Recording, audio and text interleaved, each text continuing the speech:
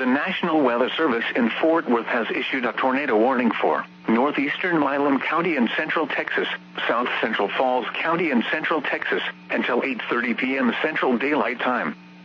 At 7:50 p.m. Central Daylight Time, a severe thunderstorm capable of producing a tornado was located near Rosebud, or 10 miles north of Cameron, moving east at 30 miles per hour.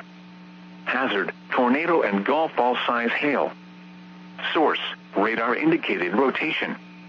Impact, flying debris will be dangerous to those caught without shelter. Mobile homes will be damaged or destroyed. Damage to roofs, windows, and vehicles will occur. Tree damage is likely. Heavy rainfall may hide this tornado. Do not wait to see or hear the tornado. Take cover now.